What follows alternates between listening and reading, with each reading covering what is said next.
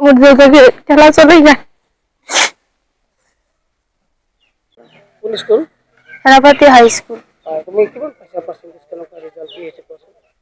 ফুল marks পাইছো 478, percentage হচ্ছে 78%। 78%। Letter কেইটাত পাইছা? তিনিটাত। লেটাৰ পাইছা। দৈনিক কিমান ঘণ্টা পঢ়িছা? মই ৰাতিপুৱা 3 ঘন্টা পঢ়িছো, আবেলি 2 ঘন্টা আৰু ৰাতি 3-4 ঘন্টা পঢ়িছো। এতিয়া তুমি হেৰাপাতি হাইস্কুলৰ পৰা তুমি 78% পাইছা। তোমাৰ মনটো আজি কেনেকুৱা লাগিছে? ভাল ৰিজাল্ট হৈছে, কি হ'বা ভৱিষ্যতৰ সপোন কি? ভাল লাগিছে আজি। মই সায়েন্সত পঢ়িম, মোৰ ডাঙৰ সপোন আছে। মই টিচাৰ হ'ম ভৱিষ্যতত। সায়েন্সত পঢ়ি টিচাৰ হ'ব সপোন এটা আছে তোমাৰ। আৰু তুমি প্ৰাইভেট স্কুলত পঢ়াৰ কিবা সপোন আছে নেকি বা নে নাই, চৰকাৰী স্কুলত পঢ়িবা?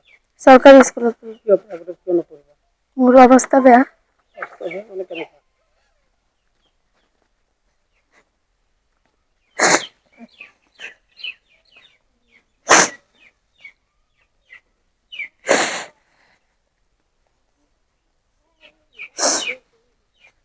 মুদ্ৰাকে খেলা চলেই না।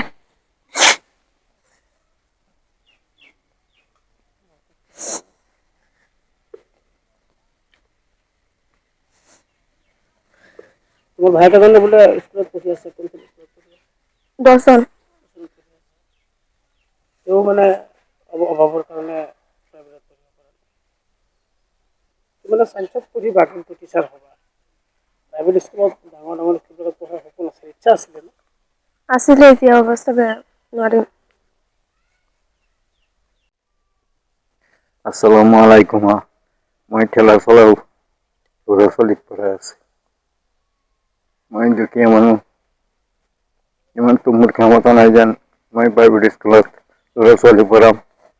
2010 মই এডমিশ্যন ল'ম। আপুনি কি কৰিব, কি ক'ব খুজিব চৰকাৰক? এতিয়া চৰকাৰে যদি মোক সহায় কৰে অলপ, মই ল'ৰা ছোৱালীক পঢ়াব পাৰিম। যিকোনো খবৰৰ বাবে যোগাযোগ কৰক আমাৰ এই নম্বৰত 9181 307 221।